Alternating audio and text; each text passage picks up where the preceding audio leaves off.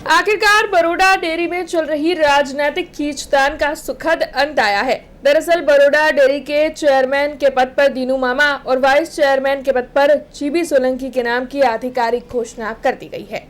Baroda dairy में chairman और vice chairman के चुनाव की घोषणा के बाद से ही नए निर्वाचित बोर्ड के डायरेक्टरों के लिए स्थिति काफी चुनौतीपूर्ण बनी हुई थी। हाई कोर्ट के आदेश के बाद चुनाव प्रक्रिया शुरू हुई और करीबन 4 महीने के लंबे इंतजार के बाद चेयरमैन और वाइस चेयरमैन के चुनाव की तारीख तय की गई। चुनाव से पहले हुई सेंस प्रक्रिया के दौरान भारतीय जनता पार्टी के सभी 13 डायरेक्टरों ने एकमत होकर पुराने चेहरे को ही दोबारा जिम्मेदारी देने की पैरवी की।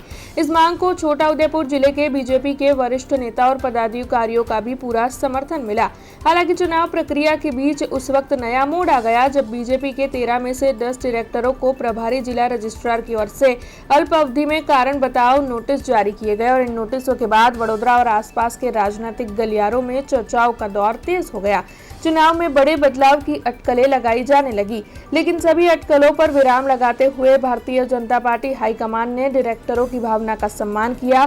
पार्टी ने आधिकारिक तौर पर बरोडा डेयरी के चेयरमैन के पद के लिए दिनेश पटेल उर्फ दीनू मामा और वाइस चेयरमैन के पद के लिए जीबी सोलंकी के नाम को दोबारा मंजूरी दे दी और इस फैसले की आधिकारिक घोषणा भी कर दी गई है और उसी के साथ बरोडा डेयरी के अंदर चल रहा राजनीतिक गतिरोध फिलहाल समाप्त हो गया है।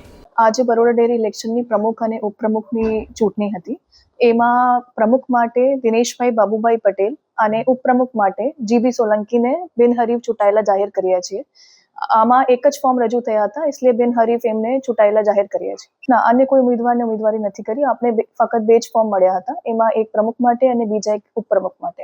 આપ સૌએ બરોડા ડેરીની ચૂંટણી જોઈ। ચૂંટણીમાં પણ એક સરખી જ રિઝલ્ટ બધે મળ્યા હતા। 13 ડિરેક્ટર એકબીજાથી જોડેલા છે, બધાને હાથે રાખીને ચાલેલા। ક્યારે કોઈ દૂધ ઉત્પાદક કે દૂધ ઉપભોક્તાઓ ત્યારે અહીં કરવામાં કોઈને રસ ના હોય ત્યારે પાર્ટીએ જે અમારી પર ભરોસો મૂકી અમને રિપીટ કર્યા તે બદલ પાર્ટીના તમામ આગેવાનોનો ખૂબ ખૂબ આભાર માનીએ છીએ। એ કાયદાની પ્રક્રિયા પ્રમાણે કાયદો જવાબ આપતો આવ્યો છે, કાયદો કાયમ માટે જવાબ આપે છે। એ વહીવટની અંદર નોટિસ આપલેનો એક જે શિરસ્તો છે એને વધારે મજબૂત કરશું કે જેથી ફરી નોટિસ ન કરે।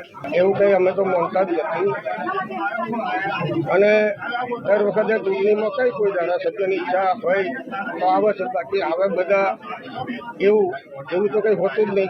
પણ અમે બધા ભારતીય જનતા પાર્ટીના કાર્યકરોના આગેવાનો એ અમારી પર જે ભરોસો કરેલો છે ભરોસો મક્કમ રાખશું અને પાર્ટીને ક્યારેય અમારા કોમ વતી નીચું ના ચાલવું પડે એ રીતના કામ કરતા આવ્યા છે અને એ પ્રમાણે કામ ફરી ઈચ્છા બળવાન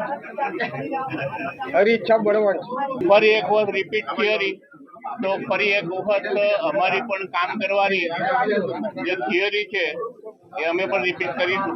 ધારાસભ્યો નારાજ નથી, પણ ચૂંટણીની તારીખ નક્કી થાય તો ડિરેક્ટરોએ હાજર રહેવું જોઈએ અને ગાંધીનગરમાં મિટિંગ હોય અને જરૂરી મીટિંગ હોય ત્યારે ધારાસભ્ય શ્રી ગાંધીનગર પણ હાજર રહેવું પડે।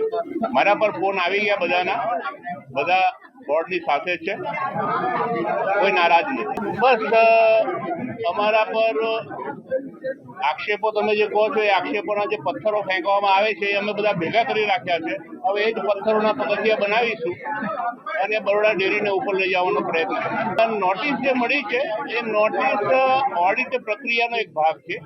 ઓડિટ દરમિયાનમાં કોઈ ખામી જણાય તો એ ખામીઓનો સ્પેશિયલ રિપોર્ટ કરવાની ઓડિટરની ફરજ છે અને સ્પેશિયલ ઓડિટર રિપોર્ટ કરે તો પછી એના આધાર ઉપર આ જે સ્પેશિયલ રિપોર્ટ છે એના જે ઉપસ્થિત કરેલા મુદ્દા છે તેના અંગે કાર્યવાહી કેમ ન કરવી એની કારણદર્શક સૂચના આપવી એ જિલ્લા રજિસ્ટ્રારશ્રીનો अधिकार છે ને ફરજ છે। એના ભાગરૂપે આ પ્રક્રિયા ચાલી રહી है। हमसे जुड़े रहने के लिए हमारे YouTube चैनल को सब्सक्राइब करें और नई वीडियो की नोटिफिकेशन के लिए बेल आइकॉन को दबाएं।